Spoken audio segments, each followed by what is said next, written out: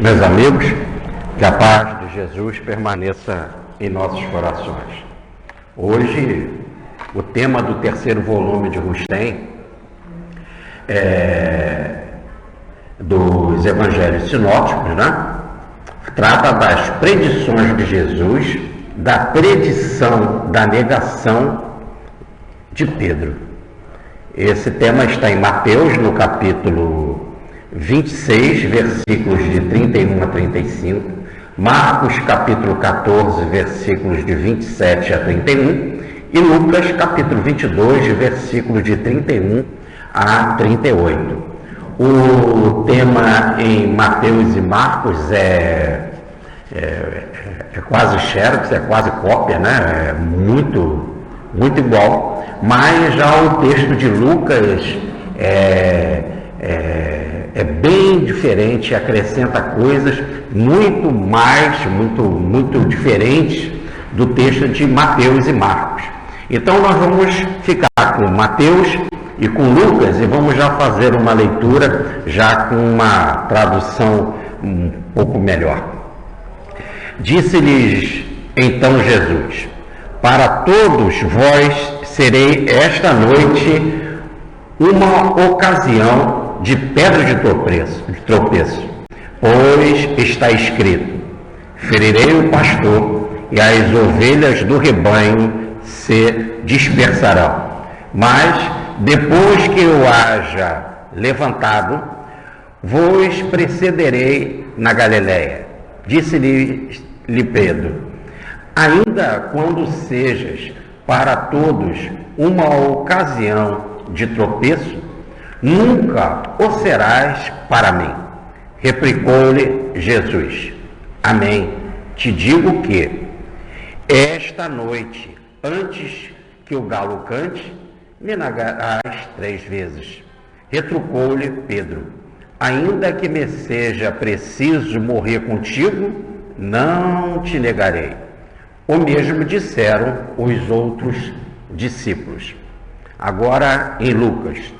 Disse ainda o Senhor: Simão, Simão, Satanás te reivindica a todos para ajoelhar-vos, como se faz ao trigo. Eu, porém, roguei por ti, a fim de que a tua fé não desfaleça. E tu, quando te houveres voltado, fortaleça teus irmãos. Respondeu-lhe Pedro: Senhor, estou pronto a ir contigo, assim para a prisão como para a morte. Disse-lhe então Jesus: declaro-te, Pedro, que não cantarás hoje o galo, sem que 3 vezes tenhas negado que me conheces. E perguntou-lhe em seguida: quando vos mandei sem bolsa, sem alforje e sem sandália, porventura vos faltou alguma coisa? Eles responderam: nada. Disse-lhes então Jesus: por agora, tome a sua bolsa e o seu alforje aquele que os tiver, e aquele que não tem, e aquele que não o tenha, venda a sua capa e compre um facão, porque eu vos declaro ser preciso também que em mim se cumpra isso que está escrito. Ele foi incluído no rol dos celerados, dos 100 leis. Porquanto o que de mim foi profetizado está prestes a cumprir-se. Eles disseram: Senhor, aqui temos 2 facões. Respondeu-lhe Jesus: basta. Muito bem. Essa passagem está profundamente, apesar de na aparência não lembrar, ligada à última palestra, em que nós discutimos aqui no nosso bate-papo qual era o maior dos apóstolos. E eles mesmo indagaram, né? Eles mesmo discutiam entre eles qual era o maior. Aí veio Jesus, né? Nós já sabemos sobre o lava-pés, e ele então serve a todos. Como servidor, lava os pés de todos. Nós vamos ainda examinar com mais detalhes essa passagem, mas nesse exato momento, ele mostra que veio para servir. E diz que nenhum deles deve, no reino dos céus, ter uma atitude diferente, porque lá aquele que é o maior, aquele que realmente é mais evoluído, que é mais preparado, ele tem o dever e a missão e a característica e o tipo biológico de servir. Aquele que ama, aquele que é perfeito, a sua característica espiritual, ou melhor, o seu biotipo, a sua marca, a prova dos 9 que o sujeito é evoluído, do reino dos céus, é quando ele serve. Por isso que diz Jesus, eu vim aqui para servir. Então ele não nega que existe uma escala de valores e que existe um maior do que o outro, né? Mas aquele, quanto maior, mais serviço deve prestar. Quer dizer, a prova de que se é grande está em servir. Diferente dos reis aqui da terra, que quanto maior é o rei, quanto maior for o seu poderio, mais ele domina as pessoas, quer dizer, mais ele é ditador, mais ele é poderoso. E aqueles que estão na chefia desse rei se acham os beneméritos, se acham o máximo. Ele falou assim, bom, no reino dos céus, ou melhor, no reino de Deus, não será assim.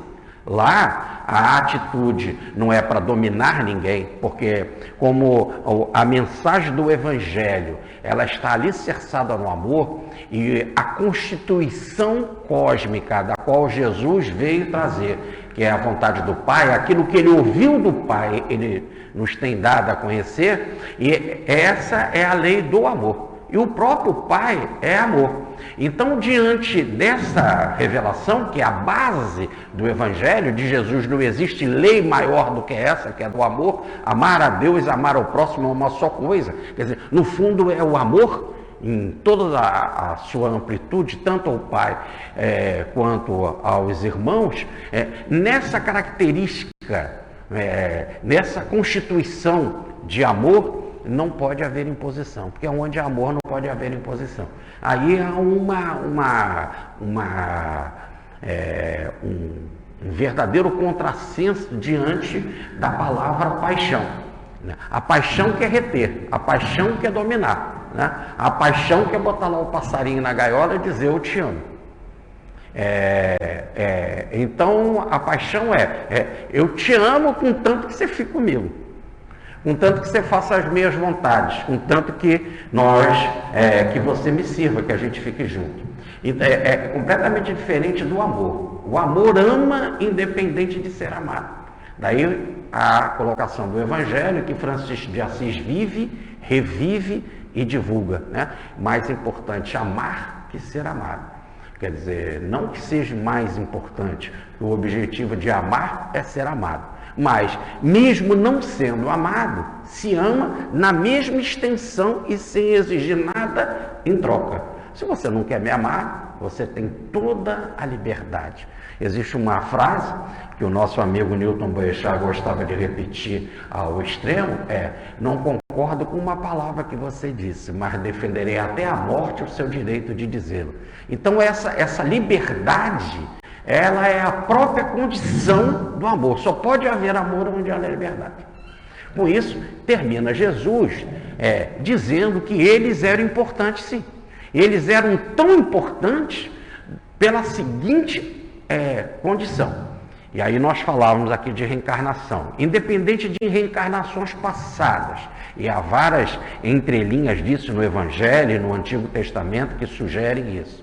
Independente de que nessas entrelinhas os apóstolos já serviam Cristo, já faziam parte da sua corte e vieram em missão na terra como profetas, como reis, como personalidades importantes. O professor Pietro Baldi, no livro História de um Homem, ele conta encarnações dele no Egito, conta a reencarnação na Galiléia, conta a reencarnação na Índia. Quer dizer, como Pedro, nós temos aí a participação dele em outras localidades, né? Como na Europa, né? Na época de Francisco, depois, sem ser na época de Francisco, antes de surgir a Revolução Francesa.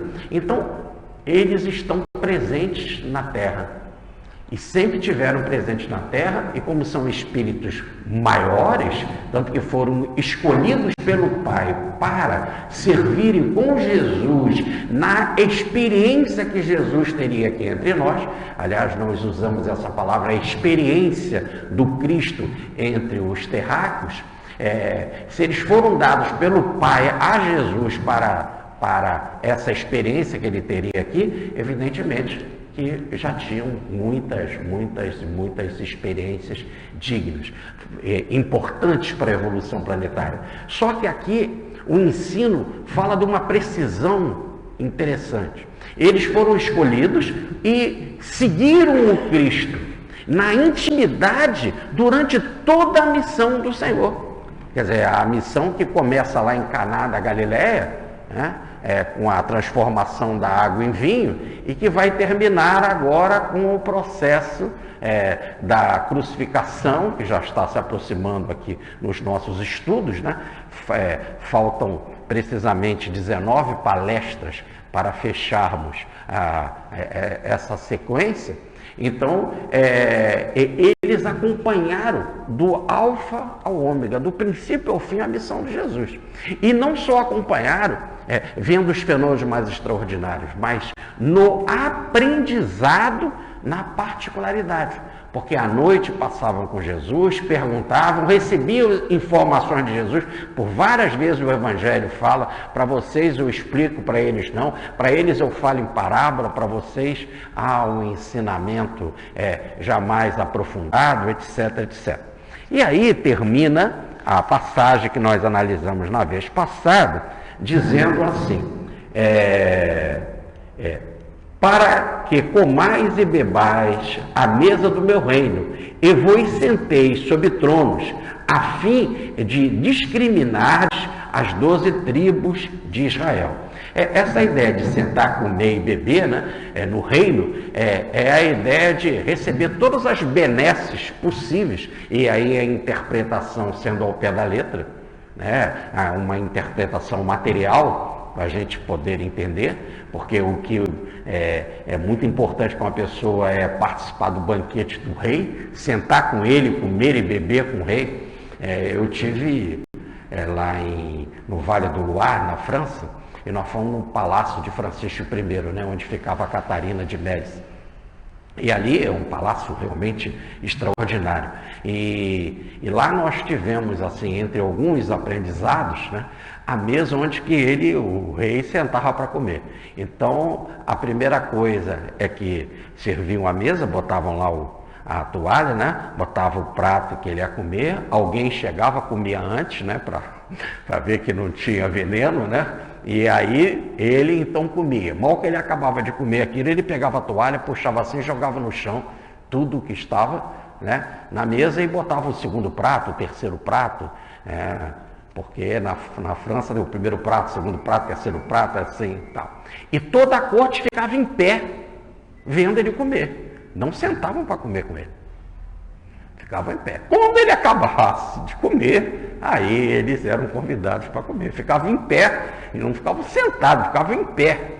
Então, quer dizer, agora você imagina, isso nós estamos aqui em 1700, né? Agora você imagina quando se tem a oportunidade, isso dentro de uma cultura de corte, de sentar com o rei para papear com ele, para perguntar o que quer, para falar, para botar a mão no mesmo prato. Olha que na lição passada, aquele que vai fazer o trabalho de me entregar, bota a mão no prato comigo. Você imagina você botar a mão no prato do rei, pegar, comer, poder comer, beber. Quer dizer, o que Jesus quer falar com isso, para a gente entender melhor, é que gozará da minha intimidade. terá acesso direto a mim. E todas as vantagens que o rei tem. E aí a gente pode imaginar aqui, o rei come o que tem de melhor, bebe o que tem de melhor, tem a proteção do melhor, etc. Tem a melhor cama, a melhor moradia, quer dizer, todos os benefícios que o rei tem, aquele que vive nessa intimidade com o rei, que bota a mão no prato com ele, vai ter também todos os benefícios. Não, o que Jesus está dizendo é que vocês viverão intimidade comigo e terão também todos os benefícios que eu tenho. Num processo de igualdade, de amor maravilhoso. E diz mais, sentarão em tronos para dirigir as 12 tribos de Israel. E aí, no caso, o sentar em trono, a colocação, porque ele estava falando em rei, é a imagem que cuidarão da direção do planeta, para julgar as tribos, ou melhor, discriminar, saber quem deve fazer tal missão, quem deve fazer outra missão, qual o planejamento para aquela, qual é a época para desenvolver determinada revelação, determinado desenvolvimento no campo da ciência, no campo da música, no campo da religião, no campo da filosofia, no campo da ecologia, no campo do desenvolvimento também do reino vegetal, mineral, animal, do reino geológico, do desenvolvimento das mudanças planetárias, astrológicas, meteorológicas, etc. Quer dizer, diante como diz Emmanuel no prefácio do livro A Grande Síntese de Pietro Baldi, cuidando de todos os departamentos humanos, de tudo, eles dirigirão, ficarão nessa direção. Evidentemente que, se acompanhar o Jesus com toda essa intimidade, eles têm um conhecimento que, convenhamos, né? Por exemplo, aqueles companheiros que assistem aqui às nossas palestras, que há ano vêm acompanhando o nosso estudo, e não estou falando por causa da minha pessoa, e sim por causa do tema do Evangelho, quer dizer, que vem estudando para e passo, com cuidado, com mais vagar, todas as passagens do Evangelho, evidentemente que já tem um conhecimento maravilhoso. Imagina você fazer esse estudo, imagine, acompanhar tudo isso em detalhes, mas com Jesus. De tudo que eles precisavam, queriam saber, podiam consultar Jesus. Então, a capacidade que eles possuem é de realmente pessoas grandes. Não é para eles discutirem quem é o maior, isso não tem nada a ver. Porque o maior é o que deve servir. Mas são grandes e vocês vão me ajudar na administração do reino. É isso que Jesus está dizendo. Cuidar das 12 tribos de Israel. Se vocês olharem o número 12, na numerologia, quer dizer totalidade. Não existe ninguém que não nasceu sobre uma das 12 casas zodiacais. De Áries até Aquários, todos nasceram numa das casas zodiacais. Então o 12 dá a ideia da totalidade, do todo. O todo. Então, quando se fala aqui das 12 tribos de Israel, a palavra Israel, El é Deus, Íris é aquele que luta com Deus, é o apelido de Jacó, quando um anjo, mensageiro de Deus, logo ser mensageiro de Deus traz a vontade divina, e recebeu em contrapartida, a resistência de Jacó, começa uma luta entre Jacó e o anjo vendo que Jacó resistia, né? Ele deu-se como um tostão, deu uma joelhada no flanco, né? No lado de Jacó. Jacó caiu, ou melhor, recebeu uma rasteira, foi abatido, né? E o anjo então passa a mensagem para ele. E aí troca o nome dele, o que é coisa muito comum nas escrituras, como Simão trocou o nome para Pedro, né? Como Abrão trocou o nome para Abraão, como Saulo trocou para Paulo, como Zaqueu trocou para Matias, assim Jacó troca o nome, eles trocam o nome para Israel. El é Deus e é o que luta com Deus. Quer dizer, no fundo ele lutou com o anjo, mas como o anjo é um representante divino, ele está lutando contra a vontade divina. Então Israel é um nome que quer dizer o que luta contra Deus. E aí o que acontece?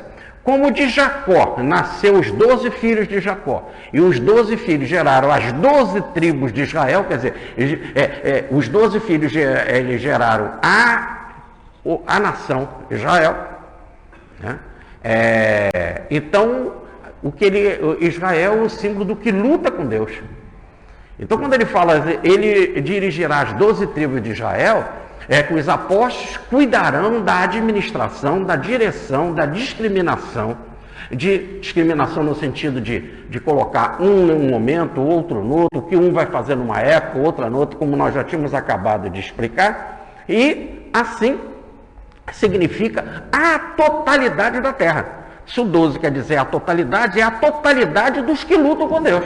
Nós não podemos aqui pensar só na nação de Israel, porque a nação de Israel é rebelde à vontade divina, mas a nação americana, a nação brasileira, né, com esse nível de violência, de corrupção, de preguiça para cuidar do projeto educacional, da transformação do país, e assim, aonde há um ser humano, aonde há um povo, aonde há uma coletividade, também nós vemos sempre presente a história de guerra, a história de violência, a história de crime, etc, etc. Às vezes num povo rico, que nem tem mais luta, mas tem suicídio, tem alto nível de droga, de alcoolismo, de prostituição, etc, etc. Então, quer dizer, a totalidade é de um planeta de queda. Aqui é um planeta todo, é o planeta que é de prova e expiação. Se é um planeta, então, de resistência à vontade divina, poderemos botar o apelido nesse planeta, porque ele luta contra a vontade divina, não quer fazer a vontade divina, é o Israel. Tá certo? E eles administrarão esse planeta. Paulo fala na sua carta aos Efésios, no capítulo 1, versículo 5, que nós fomos dados no plano espiritual a Jesus e ele fez o planeta Terra para a gente vir para cá. E no planeta que ele fez para a gente, ele cuida da nossa evolução até o dia que a gente for santo e irrepreensível na caridade. Quer dizer, até todos que fomos dados a Jesus no plano espiritual. E ele nos adotou. Esse vai ser o tema que nós vamos desenvolver sábado, agora no 13º Congresso Nacional Rustem, lá em Anápolis. Então, ele que nos adotou, por enquanto que a gente não passar a ser santo e irrepreensível na caridade, a missão dele para conosco continua. Por isso que ele disse, eu ficarei convosco até o fim dos tempos. Estarei convosco sempre. E ele diz para os apóstolos, vocês me ajudarão nesse trabalho. Bom, muito bem. Nós tínhamos dito, numa palestra passada, que lá quando houve a unção de Jesus feita por Maria de Betânia, ele disse, né, faltando 2 dias para a Páscoa, e começa o texto de Mateus, dizendo que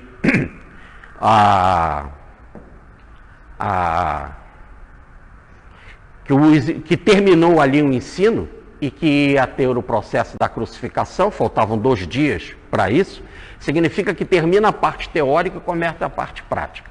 Então, o tema, a numerologia para começar a parte prática é o 2. E nós tínhamos estudado aqui que no 2, a carta do tarô e o conhecimento da numerologia do 2, que quer dizer sabedoria. E nós vimos que sabedoria é diferente de erudição. Vimos que sabedoria quer dizer saborear. Ou melhor, é fruto da experiência, é fruto da vivência. O que os apóstolos fizeram até aquele momento, com a presença do Cristo, ali, o que os apóstolos fizeram foi nada mais, nada menos do que teoria. Ouviram Jesus, tudo que Jesus falou e tal. Agora Jesus vai para a parte prática, que é a crucificação, vai mostrar o evangelho vivo, na prática. Vai mostrar o perdão como funciona, quando você é atacado, como você deve reagir, né? Como você não deve desistir nunca, como você deve confiar em Deus sempre e no final mostrar a vitória da vida. Bom, então vai ter essa parte prática de Jesus. E terminada a parte prática de Jesus, vai começar a parte prática dos apóstolos. Ide pelo mundo, ide pregai, levai o meu evangelho. Aí vai começar agora, depois de terminar a parte prática de Jesus, a parte prática dos apóstolos. Então, esse capítulo agora vai mostrar essa fase de transição para os apóstolos. Primeiro, vai deixar bem claro, terminou a parte teórica do Cristo, vai começar a parte prática. Muito bem. Também vai começar uma parte de transição dos apóstolos, da parte teórica, para eles começarem a ter a ideia, é isso que Jesus está dizendo para eles, que eles vão ter que ter a responsabilidade na missão que eles terão de administrar o planeta. E agora eles encarnados como estavam, eles ali, no caso, o 12, né, 12 apóstolos, né, e mesmo Pedro não estando, Judas não estando, depois, com o processo de um pequeno desacerto que ele terá na vida, e depois vai se recuperar e vai continuar, como sempre, no grupo. Mas aqui o 12 quer dizer, por isso que estavam os 12 apóstolos reunidos, né, a totalidade dos que seguem Cristo. Porque em outras passagens, como em Paulo de Tarso, nós vimos isso na vez passada, né, também os outros seguidores de Jesus, que forem realmente fiéis ao ensino de Jesus, que compreenderem a mensagem de Jesus e que aplicarem a mensagem de Jesus na vida, também participarão da administração do planeta. Não é só os apóstolos. Aqueles apóstolos que a gente conhece do nome, como Pedro, João, Tiago e tal. Todo outro que realmente entrar a aprender a mensagem, tá certo? E passar a ser fiel a Cristo, como no caso Paulo, que já vai ser chamado para isso, não é isso?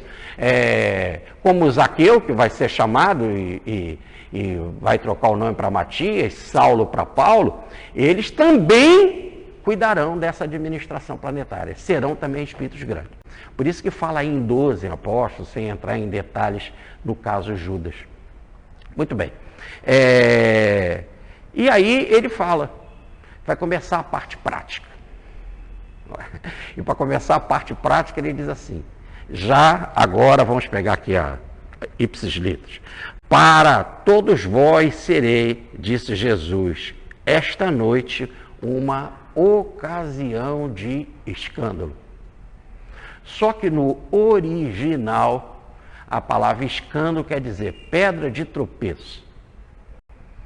E as traduções se esforçam para colocar algo físico. E a frase, ela é totalmente moral, ela não tem nada a ver com pedra. Não tem nada a ver com pedra, uma pedra física. Quando diz que a pessoa será causa de tropeço ou escândalo, é que diante de uma situação moral, diante de uma situação psicológica, diante de uma vivência, tá certo? Haverá resistência àquilo. E a palavra é uma pedra de tropeço, é como se fosse uma pedra no caminho que você vai tropeçar e vai cair. Quer dizer, vai ser uma dificuldade. Imagina, você tem uma pedra no caminho, você tem que desviar para não se machucar, para não se ferir, para não cair. Então, o que ele está dizendo é que o Cristo será assim, moral. Uma outra passagem aí que nós já vamos logo dizer, que não tem nada a ver com físico, é o galo cantar. Você vai me negar até que o galo cante, ou 2 vezes em Marcos, ou 3 vezes em Mateus. Não tem nada, pode o galo não cantar. Eu não sei se vocês ouviram essa madrugada o galo cantar. Não importa, a hora do galo cantar passou. O que ele está falando é simplesmente da hora. O nome da madrugada se chama a hora do galo. Tudo bem? Paulinho da Viola. Galo cantou às 4 da manhã, céu azulou. Acho que é do Paulinho da Viola, mas que a Clara Nunes cantava. Então, se o galo cantou ou não sei. Canta, mas pode você ouvir ou não. Tá? Então não tem nada a ver com galo físico, tem a ver com um determinado horário. Né? Então Jesus simplesmente está dizendo, até às 5 horas da manhã, você vai me negar. E como que se chama às 5 horas da manhã? Até o galo cantar. Tá bem? Se tem galo físico, se não tem, porque há muita discussão, porque Israel não se queria ter galo, porque o galo era um de ciscar. Ciscando, ele tira as minhocas. Logo, coisa que o judeu achava impuro. Por isso que eles não tinham também resistência a ter galo. E fica, como é que pode o galo cantar? Será que tinha galo em Israel? Tem porque tem galo para tudo que é lado. Então, para não interessa nem esse tipo de discussão. Não está se falando de galo físico, está se falando de 1 hora. Agora, veja bem, é o tipo de uma discussão inútil dos teólogos, que se é do domínio de Israel a expressão para madrugada galo cantar, significa que ninguém vai usar uma expressão dessa se não tivesse galo. Tá certo? Bom, então, voltando. Também aqui, pedra de tropeço não tem nada a ver com pedra. Seria um escândalo moral. E qual era o escândalo moral maior para eles? Eles estavam ali brigando que eles queriam que Jesus iria implantar o reino de Deus, eles queriam saber qual deles seria o maior no reino. A mãe de João e Tiago já tinha, eu quero ser um primeiro-ministro, um do teu lado, outro do outro, e tal, posição de destaque no reino. Quando não é nada, aí Jesus vem e explica, olha, não tem nada a ver com o reino daqui do mundo, não. Os reis daqui do mundo, eles gostam de ser dominadores, e os seguidores desse rei, quer dizer, as autoridades, a turma da corte, se acham os beneméritos. A gente é a turma do serviço. O meu reino é um reino de serviço, não tem nada a ver com o reino, esse reino material. Aí começa, então, essa passagem,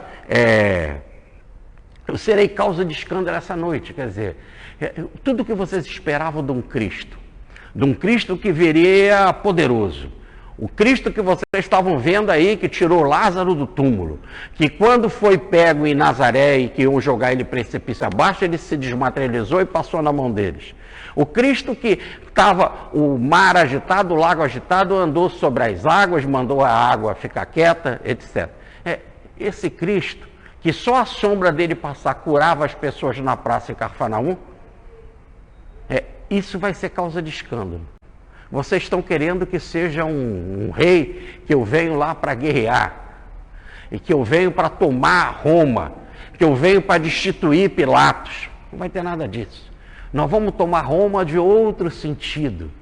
Não é tomar Roma no sentido de guerrear contra Roma e dizer assim, Roma, você perdeu. Não é nada disso, não tem nada desse tipo de poder. No reino de amor não pode haver domínio com relação ao outro, porque senão acaba a liberdade do outro. Isso não é amor. No reino de amor não pode ser oposição. Você ama. Se o outro não quer, continua amando. Ama mais. Diz Francisco de Assis, se um sujeito errar na tua frente, perdoa. E se ele errar, perdoa. E se ele errar ainda na tua frente, perdoa. E se ele errar 1000 vezes, perdoa. E o ame mais do que a mim.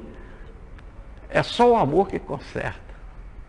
Então você vem numa missão, vem no sacrifício, e vai para a cruz, e vai ser queimado, e vai para a fogueira, e vai ser flechado, e vai ser perseguido, e etc, etc, etc. É sempre assim. Não vai pegar ninguém e levar à força. Não pode botar ninguém à força no reino dos céus. Uma mensagem de amor. Por isso que eu serei causa de escândalo. Porque eu serei preso pelas autoridades, e vocês estão esperando que eu faça uma coisa assim extraordinária. E não vou fazer nada, vou apenas ensinar o perdão, vou perdoar. Eles vão me bater, eu vou dizer, perdoa. Pai, perdoa, eles não sabem o que fazem. E aí vão mandar eu para a cruz, eu vou para a cruz. E lá eles vão me matar, eu não vou fazer nada com relação a isso. Só vou demonstrar amor e confiança em Deus. Será causa de tropeço. Para aquele Cristo, isso é uma pedra no meu caminho. Se eu sou seguidor de um cara, que eu espero que ele vai ser poderoso, que ele vai destruir os romanos, que ele vai tomar o templo, e etc, etc. E daqui a pouco ele vai para a cruz. Vai para a cruz com 2 bandidos. Vai apanhar para caramba. Vai apanhar a beça. Vai ficar todo arrebentado. E eu vou dizer que eu sou seguidor desse cara, esse que eu amo, esse que é o meu Cristo. E esse que morre. Aí Jesus explica, mas, porque hoje cumprirá o que está escrito, ferirei o pastor e as ovelhas se dispersarão. Zacarias capítulo 13, versículo 7. Então já estava lá no livro de Zacarias, no capítulo 13, versículo 7, que o pastor será ferido. Mas como? Se o pastor é que cuida das ovelhas, se o Cristo é o pastor, ele será ferido. Será arrebentado e vai ser considerado morto. E o que vai acontecer com as ovelhas? Se dispersarão, vão fugir. E o Cristo não reclama dessa dispersão. É agora que vai começar o processo. Aquela cruz era do Cristo. Nós que temos a mania de querer se meter na cruz dos outros. Aquela cruz era do Cristo, aquele momento era do Cristo. Se a cruz fosse deles, observe, ninguém pode fugir da sua cruz. Tá certo? Se for planejado que você vai em desastre de carro, você vai em desastre de carro. Se for planejado que você vai de bala perdida, você vai de bala perdida. Se for planejado que você vai assim, não importa como foi planejado. Chegou a tua hora, aquela cruz é tua. Naquele caso, aquela cruz era de Jesus e pronto, não era deles. Faz parte do processo, o Cristo não está reclamando que eles dispersarão. É que a gente quer unir uma coisa a outra. Hoje eu serei causa de escândalo para vocês. O pastor será ferido e vocês dispersarão. Aí a gente fala assim, tá vendo? Como ele foi causa de escândalo, eles vão reconhecer que ele não é o Cristo, aí eles vão fugir. Isso é uma interpretação nossa. Nós fazemos assim. Nós fazemos assim. Os fracos fazem assim. Nós não estamos diante de fracos, nós estamos diante de homens extraordinários. Os seguidores de Jesus. Jesus chega a falar, os maiores, vocês cuidarão da administração do meu reino. Ele apenas está dizendo que serei causa de escândalo para vocês? Sim, será abalado essa concepção, essa menor concepção na cabeça de vocês. Que o meu reino tem alguma coisa a ver com esse reino do mundo. Não é. Esqueçam isso. O meu reino é espiritual. Isso será uma pedra de tropeço. Um verdadeiro escândalo. Seria a tradução aqui ao pé da letra. Na cabeça de vocês. Vai ser destruído essa concepção humana do Cristo. E vai ser construída uma outra ideia, que o meu reino não será de violência. Pode destruir esse corpo, mas não tem condição de destruir a alma. A alma não vai destruir nunca. E a alma continuará convosco, e se precisar, volta quantas vezes for necessário para continuar o mesmo projeto de amor. Mas não será um reino de violência. Isso será, então, destruído e construída a nova base. A base do perdão, a base do amor, que ele vai viver. Ele vai ensinar os apóstolos. Na cruz, o que se faz? Perdoa e entrega o Espírito ao Pai. Confia em Deus e perdoa. É isso. Segundo, e aí ficará claro isso, porque vocês verão que o pastor será destruído, será ferido. É isso? E quando o pastor for ferido, então ficou claro, como é que pode o Cristo ser ferido?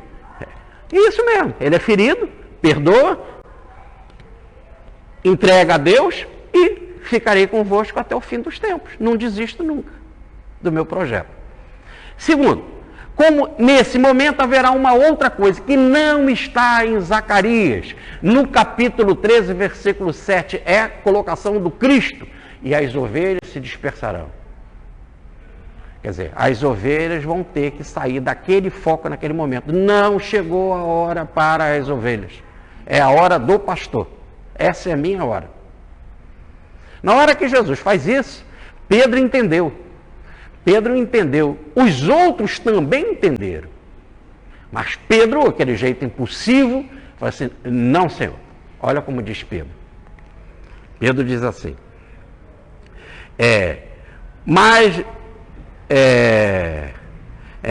Pedro diz, ainda quando sejas para todo uma situação de escândalo, ou uma pedra de tropeço, nunca o será para mim.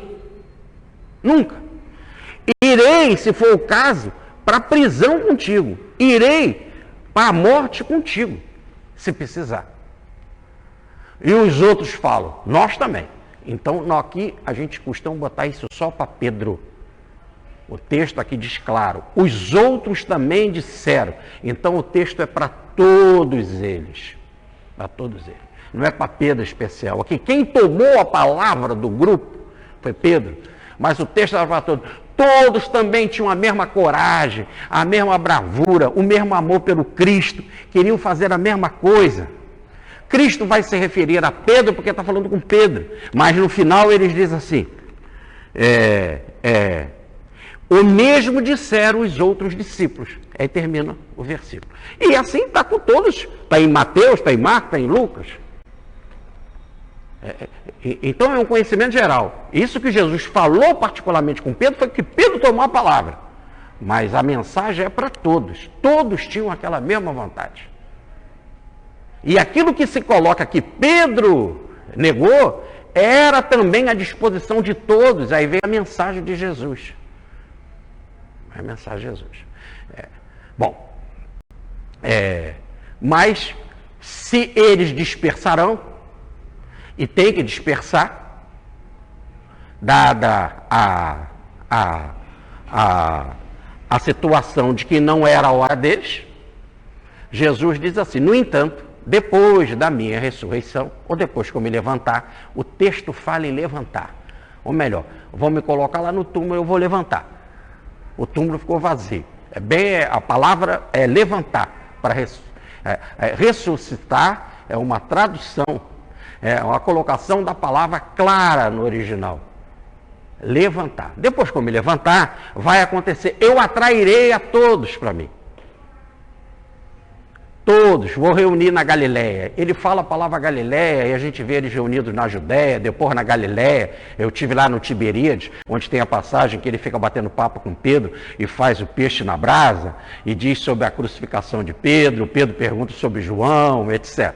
Então também na Galileia. Mas aqui a expressão fala direto, porque quando ele ressuscita, ele aparece pela primeira vez na Judéia, porque eles estavam ali numa casa em Jerusalém.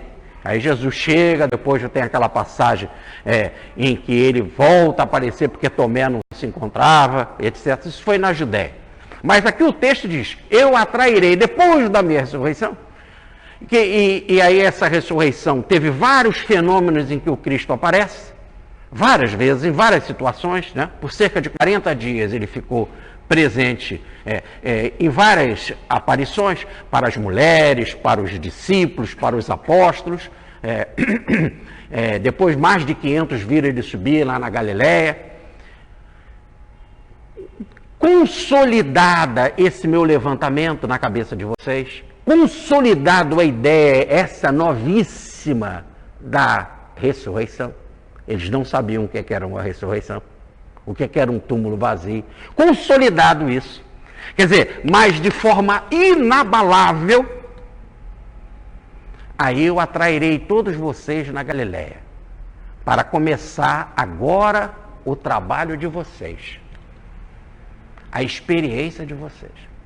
E a palavra vem, atrairei no sentido magneticamente, vou reunir na Galileia. Mas por que falou Galileia? Por que não falou Judéia? Por que não falou outra logo, Samaria, etc? Porque a palavra Galileia quer dizer jardim fechado. Será uma reunião nossa, na intimidade, tá certo? Ali num ambiente nosso, em que eu vou passar as bases de como isso vai acontecer. Se vocês lerem o capítulo 21 do Evangelho de João, nessa conversa no lago do Tiberíades, neste lago, onde que ele fala então da crucificação de Pedro, diz que João não irá para a cruz e fica comendo com eles peixe, pão e etc. E explicando a missão, o ide pregai, essa a ideia. Foi uma reunião íntima, uma reunião fechada, né? Onde que foi passado as bases do trabalho vivencial que agora eles começariam. Que o símbolo é o 2. Que é a sabedoria do saborear. Agora vocês vão saborear por vivência, por experiência, também o que eu saboreei, aquilo que eu experimentei. Eu tive a minha cruz e aí vai começar a trajetória da cruz de vocês. Que todos também terão a sua cruz, ou algo semelhante. A cruz é só um objeto físico, tá certo? Seria o martírio. E aí a palavra martírio quer dizer testemunho. Então eu atrairei a todos vocês. Aí Pedro entra. Não, Senhor. Aí que ele entra falando pelos outros. Não. se for preciso, Senhor. Eu não vou me dispersar coisa nenhuma. Se eu tiver, diz aqui a passagem, eu tiver, Pedro diz assim, Senhor, estou pronto a ir contigo, assim para a prisão como para a morte. Então vamos deixar claro, agora com essa frase, já não estavam mais em suposição daquilo que Judas ia fazer, que a experiência do Cristo, a entrega do Cristo e a crucificação seria algo só simbólico. No fundo, eles achavam, essa era a concepção do Cristo, que lá na hora ia acontecer algo assim extraordinário. Mas poderá vir a dúvida. E aí Judas foi tomado por Satanás. Ou melhor, Judas foi tomado por aquele temor, por aquela dúvida, pelaquela resistência. Será que eu devo fazer mesmo? Será que ele vai conseguir se safar da mão daqueles inimigos? Eu sei que aquela turma lá não presta, que aquela turma realmente é agressiva, que eles odeiam Jesus. E aí ele ficou naquela dúvida, naquela divisão. Faço ou não faço? Faço ou não faço? A palavra divisão é isso, Satanás. Que eles não traduzem já para confundir mesmo. Criou esse espírito de luta dentro dele. E no fundo os apóstolos tinham essa luta. Será que vai acontecer? Agora Jesus está desmontando tudo? Não, vai ser a cruz. O pastor vai ser ferido. Está em Zacarias, capítulo 13, versículo 7. Então vai ser ferido. Aí falou, ué, então você vai ser ferido? Aí Pedro define e os outros estão junto com ele. Então, Senhor, eu não vou me dispersar. Eu estou pronto. Veja, não é só Pedro que está falando. Os outros estão falando também. Estamos prontos. Para ir para a prisão, para ir para a morte. E aí vem a passagem. Não, isso não, Pedro. Essa cruz é minha, não chegou a hora. Se todos estão prontos, se todos forem para a cruz, nós não teríamos o Evangelho. Ficou claro, não? Quem escreveu o Evangelho? Mateus, Lucas, Marcos, Lucas, João, não é isso? E Marcos é Pedro, né? Foi Pedro que editou para Marcos, né? Lucas apontou de quê? Das testemunhas. Se todo mundo vai para a cruz, acabou a brincadeira. Acabou a mensagem não é ser escrita. E desde quando que o reino do Cristo é ir para a cruz? O reino do Cristo é implantar o amor. A trajetória para implantar o amor é que pode ter cruz, pode ter fogueira, pode ter flecha, pode ter tiro. Hoje em dia tem tiro, pode ter perseguição, cadeia, tem o que for. Mas o objetivo não é, Gandhi não veio aqui para levar tiro, Gandhi veio aqui para mostrar a paz na Índia.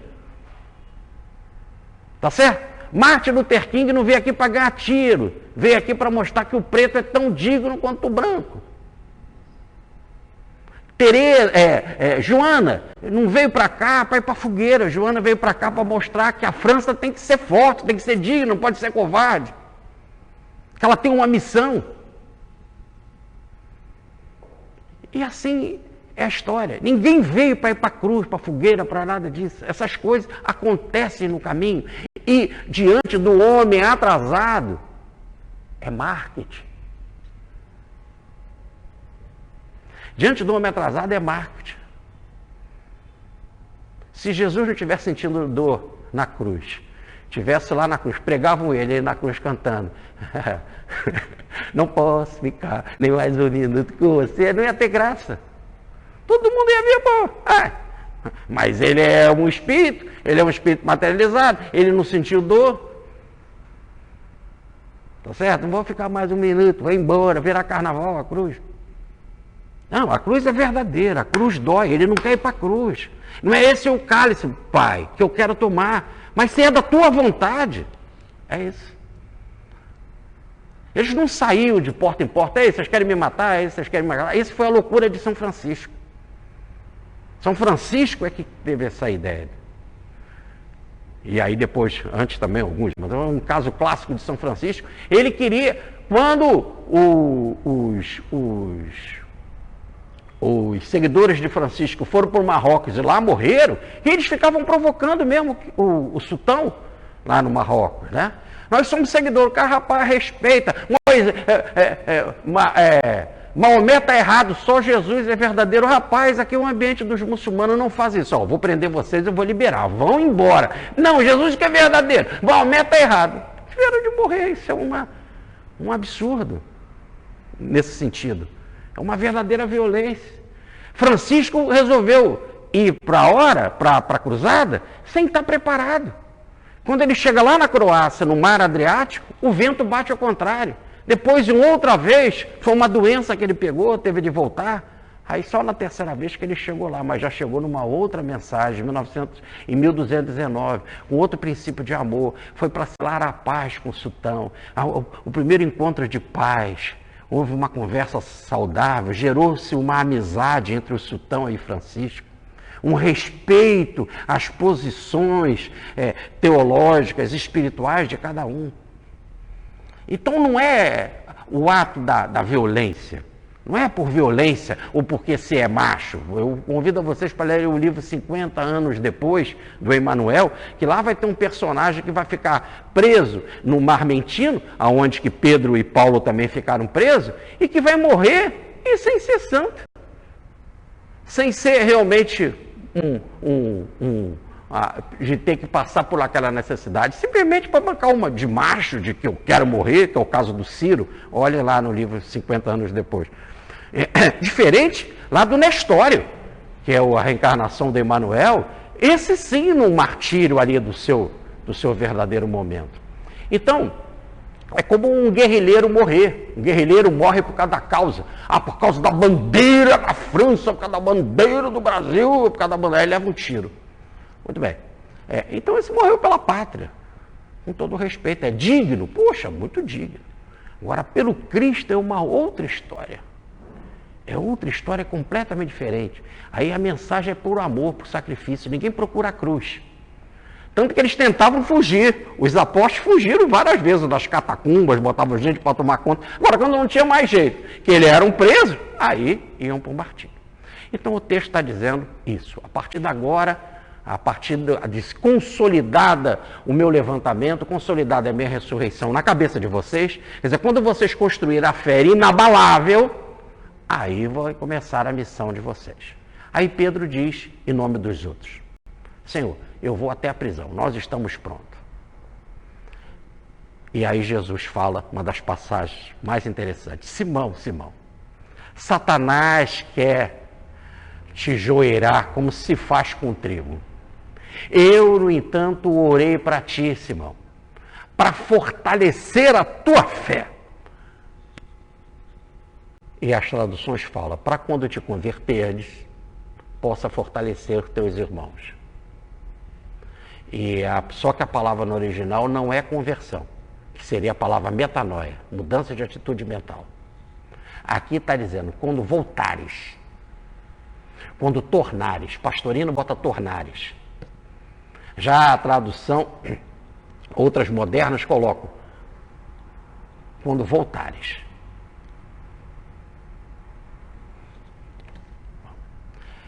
Satanás quer te joeirar. Como eu estava falando para todos, ele fala para todos.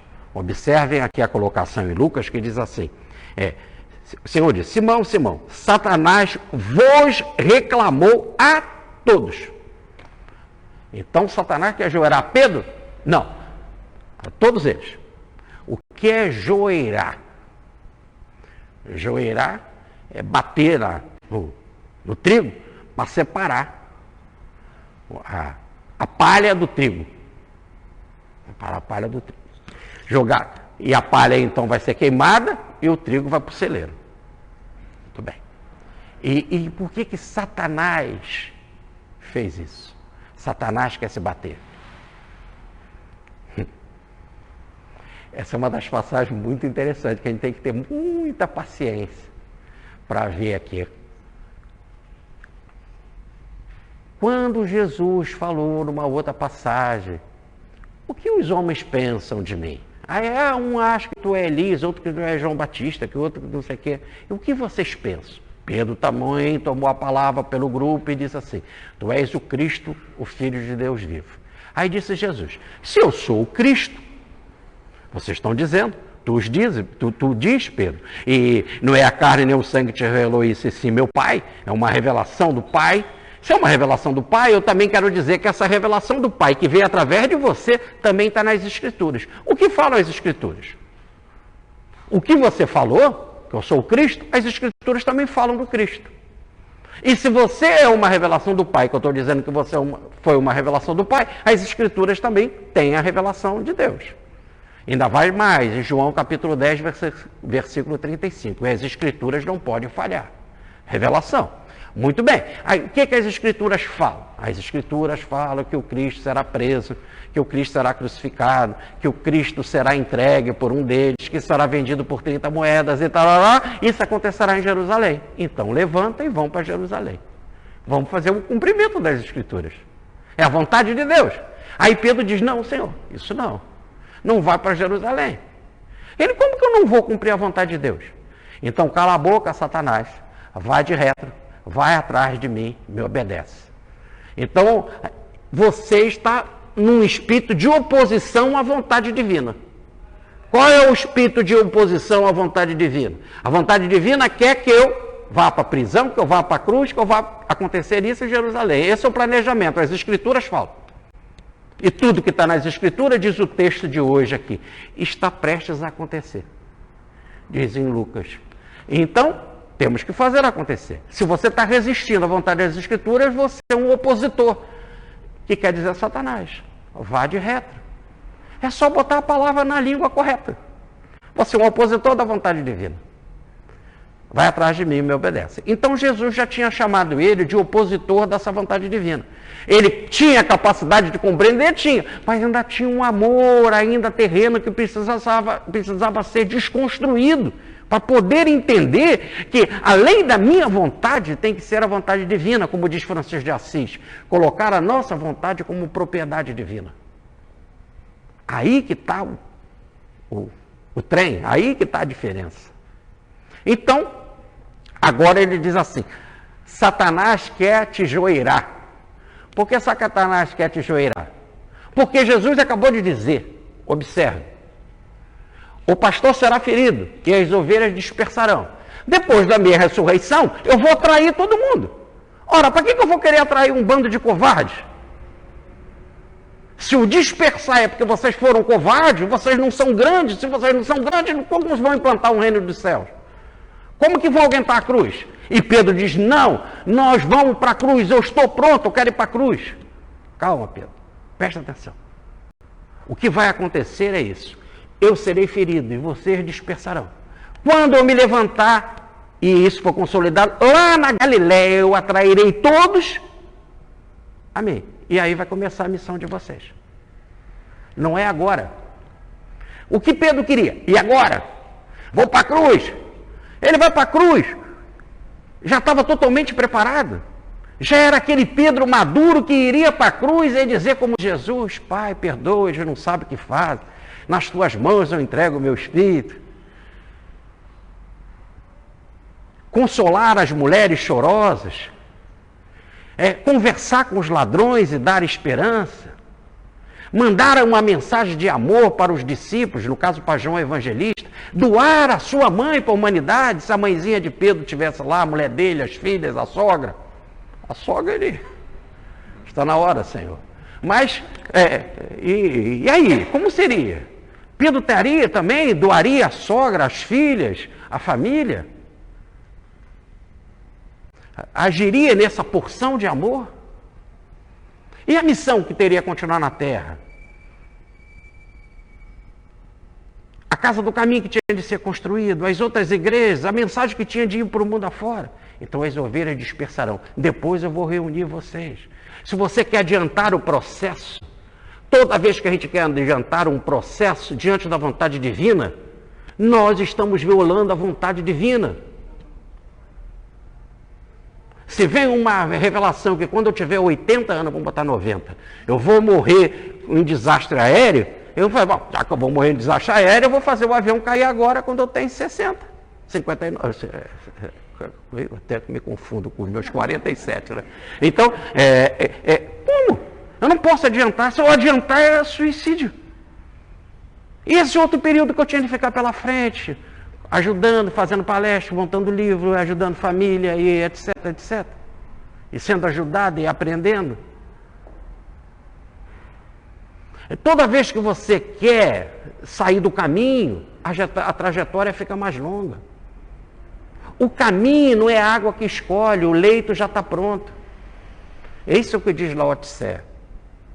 A água, quando ela desce, ela vai escolher o caminho do leito, o leito que já está pronto. Ela não vai escolher um outro caminho.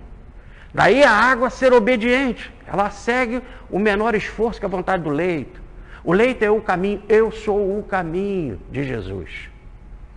Não é vocês que vão na frente, o discípulo não pode ser maior do que o mestre. Eu acabei de dizer, vocês dispersarão. Não está na hora. E eu acabei de dizer, quando eu ressuscitar, eu atrairei a todos. Se vocês forem agora, isso que eu acabei de dizer não vai acontecer. Logo, estou burlando, eu estou mentindo. O Cristo está dizendo, quando eu ressuscitar, eu vou atrair todos vocês na Galileia. Não vai não, porque nós vamos agora para a cruz. Vamos todo mundo. Aí, não adiantou nada. O que Cristo acabou de falar. Então Jesus volta a chamá-la de Satanás. De opositor à vontade divina. Satanás quer te joeirar. Quer dizer, essa tua personalidade apressada, diferente da vontade divina, quer joeirar. O que é joeirar? Joeirar é pegar o trigo, dar pancada nele, tá certo? Para separar a palha do trigo. É o sacrifício do trigo. Para separar o trigo, a palha do grão, e a palha ser queimada, e o grão ir para o celeiro, tem que ser joeirado. Tem que ser batido. Você já quer passar por essa joeira, por essa peneira, por esse processo de dor, por essa cruz, antes da hora.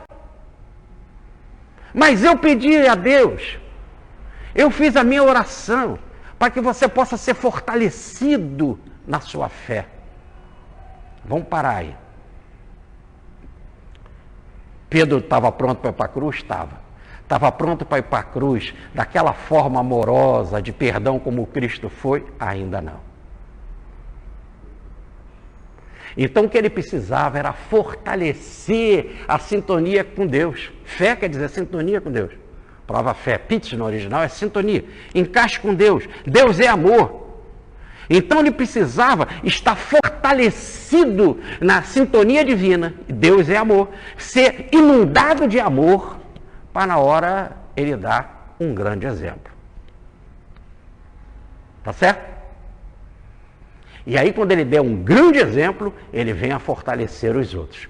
Os outros que estão temerosos, os outros que falam assim, será que dá certo? Será que é isso mesmo, ser cristão? Será que por causa de seguir Jesus, e se vier um sacrifício, eu tenho que ser verdadeiro, eu tenho que ser firme, eu tenho que ser corajoso, eu tenho que persistir até o fim. Aí o teu exemplo é que vai abalar os outros, vai transformar os outros, como o meu exemplo na cruz. Abala as pessoas, pô, mas como é que pode? Ele foi para a cruz, apanhou a beça e diz, perdão, perdão. Aí a pessoa, ou não entende, ele é um louco, é uma pedra de tropeço, tá certo? Tô fora. Ou aquele que chega, não, tem alguma coisa aí.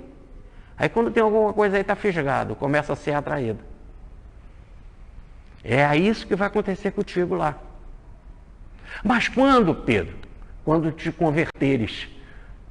Ora, mas a palavra converter é metanoia, é mudando de atitude mental. Pedro acabou de dizer, estou pronto. Jesus disse que eles eram grandes, que eles iam administrar, cuidar da administração do reino, da discriminação do reino. Jesus não nega, só precisa ele ser mais fortalecido em compreender melhor. Então a palavra não é conversão. Quando te converteres, isso é uma loucura. É dizer que Pedro não era de Cristo. Como Pedro não é de Cristo, pô. O cara deu a casa dele para Cristo. Cristo, por 3 anos, fez o seu quartel-general, sua mensagem saiu da casa de Pedro. Pedro deixou a família para seguir Cristo. Pedro deu o seu barco para Cristo fazer a primeira parábola. Pedro largou a sua empresa para seguir Jesus. E agora mesmo, já na frente, vai fazer uma loucura. Mais uma vez, vai dar uma de Satanás, de opositor. Vai pegar o facão e vai cortar a orelha do mal. Vai enfrentar os soldados. Então, aqui não cabe a palavra converter. Por isso que no original não está metanoia. E aí a palavra no original, e aí os tradutores ficam doidos, botam converter, mas no original está quando tornares, ou quando voltares. Aí é lindíssimo. Jesus não está dizendo que ele não está pronto, que ele não é meu seguidor. Você não está dizendo, você não é meu seguidor. Tá certo? Sei disso. Se deixar, você vai para a prisão. Se deixar, você vai para a morte. Só que não está na hora. Não é esse o planejamento. Preste atenção. Quando então você vai para a cruz? Quando voltar. Quando retornar. Quando tornares. Ou melhor, quando for a tua hora de voltar para o lado espiritual. Ficou clara a tradução? Agora? Então você pega agora a tradução do texto do Emmanuel, do comentário de Lucas nessa passagem, e vocês vão ver, a Federação Espírita Brasileira já bota quando voltares, né? Que é a tradução do Novo Testamento publicado pela FEB. Esqueci, agora me deu um branco do nome do juiz que está aí fazendo palestra, traduzindo, Haroldo Dutra.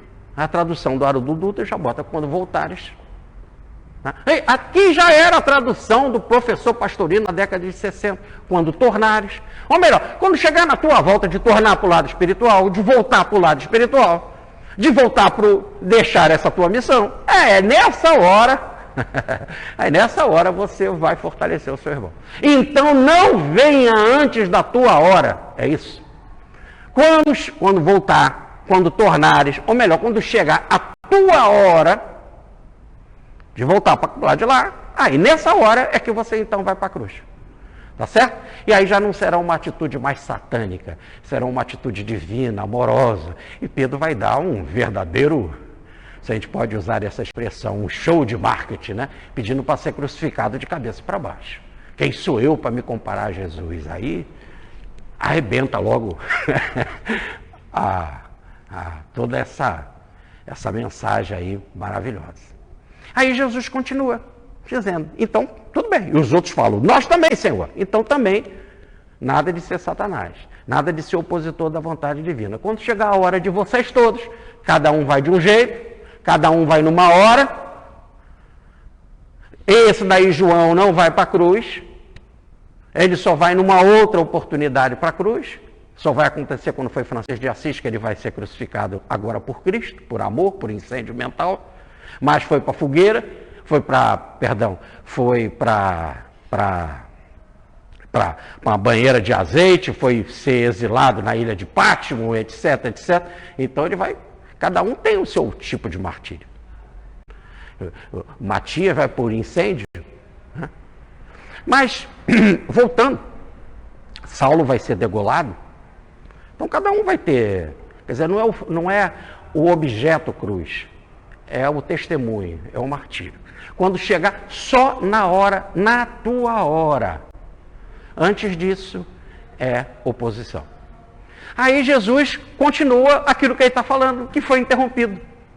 Jesus foi interrompido. Jesus está dizendo, eu serei ferido, vocês dispersarão. Quando eu levantar, atrairei todos na Galileia para a gente papear sobre a estratégia da vivência de vocês.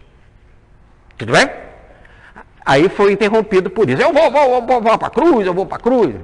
Jesus acalmou os ânimos e vai dizer, Pedro, para com isso. Antes do galo cantar, você vai me negar. E como ele estava falando com todos, é a mensagem para todos. Se precisar, vocês todos. Os outros obedeceram, dispersaram. Pedro não dispersou. Pedro não aguentou. Pedro foi atrás. Ele não dispersou. Chegou lá na casa de Caifás, a porteira não deixou ele entrar. Aí ele teve de intervir, pedir a ajuda de um amigo que estava lá, que conseguiu entrar, que era João. João interviu diante da porteira e ele entrou. Depois ele foi pego, nós vamos ver isso em detalhes, foi pego por causa do sotaque de Galileu. Depois ele foi pego porque ele foi reconhecido. Um cara lembrou, eu estava lá também. Eu sou primo de Malco, aquele que tu machucou a orelha. E depois vão ver a impaciência dele, que ele senta, levanta, estava na beira da fogueira. E cada vez ele vai entrando mais para dentro da casa do leão, da casa do perigo, da casa de Caifás. Mas ele conseguiu fazer o que Cristo falou, me nega. Negar é completamente de renegar. A maior prova de que ele não renegou Cristo, e nem os outros obedeceram, dispersão. Depois é que eu vou reunir na Galileia. É que a gente só pensa na frase, dispersão. Ah, como ele vai ser ferido e vai haver dispersão, eles são covardes. Não, Jesus diz, dispersarão, e depois eu vou reunir vocês na Galileia. Se são covardes, pô, vai reunir uma cambada de covardes para transformar o mundo? Não tem lógica. A regra é essa. Eu serei ferido, essa é minha hora, vocês dispersarão, depois eu vou reunir vocês na Galileia e vai começar a missão. Pedro não renegou Cristo. A ordem era, me nega. Antes do galo cantar, antes de chegar de madrugada, vai acontecer várias situações. Você também é um deles? Olha, você tem um sotaque galileu, eu não sou. Ele ficou ali, junto com Cristo, quis acompanhar o máximo. Até que o Cristo olha para ele, aí nós vamos ver sim, mas lá na frente, em detalhe, olha para ele, e aí ele vê que não pode fazer mais nada. E que o Cristo mesmo vai para a cruz. E que ele não pode ir para a cruz, não está na hora dele. A ordem do Cristo é dispersar. Mas eu queria ir, mas é dispersar. Depois é que eu vou me reunir com vocês na Galileia. Aí ele não aguentou mais, chorou. Aí os teólogos, tá vendo? Chorou porque estava arrependido. Poxa, cara, você ir lá na prisão, nas escondidas, entrar lá para ficar com Cristo, para ser aquele presente de amigo ali, aquele olhar amigo e obedecer o mestre. Obedecer o mestre. Porque só depois eu vou reunir vocês na Galileia e vai começar a missão de vocês. Feito isso, começa um outro bloco daquilo que Jesus tinha sido interrompido. Ele fala assim, logo quando nós começamos a pregação, que eu preguei porque eu ensinei, eu reuni vocês e mandei vocês irem mundo afora. Pela Israel. Depois vieram os 72, vocês junto com os outros, formando um grupo de 72 discípulos. Foram pelo mundo afora. No caso, por Israel. Inicialmente é Israel. Não pregar para as outras ovelhas. Pregar para Israel, porque a missão veio para Israel e já tinha de preparar, já tinha um terreno pronto que acreditava no monoteísmo. Depois nós vamos para outras frentes. Então vamos começar um ensaio. Quando vocês foram lá e eu estava aqui, e depois todos se reuniram para contar o que fizeram, e que eu dei para vocês ensinamento do Evangelho, e que eu expliquei e ensinei como se faz cura, como se faz ressurreição, como se livra de veneno de víbora, de escorpião. Essa mediunidade que foi aplicada por vocês, e o conhecimento do Evangelho, e que nós nos reunimos para conversar depois. E aí eu continuei meus ensinamentos. Eu pergunto a vocês o seguinte, aí que vem o interessante. Quando vos mandei sem bolsa, sem alforge, aquela cestinha atrás, né, que carrega coisas, mantimentos, outras peças de roupa, sem sandália, porventura faltou alguma coisa? E eles responderam, não. Então eu estava aqui, mandei vocês fazerem o ensaio. Primeiro foram os apóstolos, depois foram os apóstolos com os outros num total de 12. Vocês levaram bolsa? Eu mandei levar bolsa? Não. Eu mandei levarem um alforje? Não. Eu mandei preparar sandália, essas coisas, quer dizer, para muita caminhada? Não. Faltou alguma coisa para vocês? E eles disseram, não. Mas agora vai começar o trabalho de vocês. Eu não vou estar mais presente. É vocês agora que vão ter que viver e experimentar. Entenderam? Nós estamos no ensaio. No ensaio vocês foram lá, receberam tudo. Agora eu vou para a casa do Pai. E vocês é que vão fazer o trabalho. Aí começa a explicação. Então disse Jesus, não faltou nada. quando vocês estavam ensaiando, estavam comigo. Agora eu voltarei para o plano espiritual. Então diz Jesus: pois agora tome a sua bolsa e o seu alforje, aquele que tiver, e aquele que não tiver, venda a sua capa e compra uma espada. Ou melhor, a tradução aqui, esta espada no original é facão. O original é facão. Eles traduzem por espada porque é apóstolo. Não pode andar com facão. Eles são pescadores. Primeiro, não podiam andar com espada, que espada é uma arma. Segundo, que eles não eram militares. Segundo, que eles eram pescadores. Que eles andavam era com facão. A palavra é facão. Inclusive, a palavra é facão. Ora, então, antes vocês não precisaram de nada. Agora vai começar a missão de vocês. Aquele que tiver bolsa, leva a bolsa. Aquele que tiver alforje, leva o alforje. Ou melhor, aquele que tiver recurso, leva o recurso que tem. Use o seu recurso para a aplicação do Evangelho. E aquele que não tiver, venda a sua capa, tá certo? Invista, faça, que nada te prenda à implantação do reino. E o que vai precisar também é de um facão.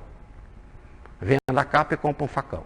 Ou melhor, você vai precisar de bolsa, você vai precisar de alforje, você vai precisar de facão, de tudo aqui, de sandália, de tudo aquilo que você precisa para não ser pesado a ninguém. Agora o trabalho é seu. Imagina você ser chamado para implantar o reino de Deus lá na Macedônia. Como um homem apareceu para Paulo e disse: Paulo estava em Troia, na Turquia, vem pregar o reino de Deus aqui na Macedônia. E Paulo levantou disposto: eu irei. Mas ele não tinha dinheiro para pegar o navio e atravessar o mar ali, e passar pela ilha de Samostraça e chegar na Macedônia. Mas ele resolveu em começar a procurar um meio. Só que apareceu Lucas. Lucas era médico e médico de navio. Ele conta para Lucas e Lucas pagou. Compreendeu? Tem que ter grana. Outras vezes, Paulo, como estava lá em Corinto, né, ele tecia, ele era tecelão, ele tecia e diz assim: eu podia pedir a vocês, por aquilo que eu preguei, um pagamento, porque todo trabalhador é digno do seu salário. Imagina o trabalho de apresentar o reino de Deus. Mas para não ser pesado a ninguém, eu trabalhei. Eu teci, virava a noite tecendo para conseguir recursos, para poder comer, para poder divulgar o reino e etc. É o que Jesus está mandando. Agora não vamos ficar dependendo dos outros para implantar o reino dos céus. Cada um invista aquilo que tem, a sua mão de obra, a sua mão, o seu trabalho, a sua capacidade, para implantar o reino de Deus. Se aparecer alguém como Lucas e pagar a passagem, vai. Se não aparecer, trabalha, arruma dinheiro, quando tiver, vai lá e prega. Não fica esperando que o reino dos céus, não, está na hora da prática. E vai precisar de facão. Facão para abrir caminho, para limpar, para matar um bicho, para preparar uma comida, etc. Pronto. Compre um facão. É só isso. E aí terminaria o texto. O que Jesus está dizendo? Agora não fiquem na missão de vocês dependendo dos outros. Eu fui para a cruz, tudo que eu levei era meu. Eu me coloquei à disposição do Pai. Assim façam vocês. Sendo assim, um deles vai dizer assim: Senhor, temos aqui 2 facões. E Jesus diz: basta.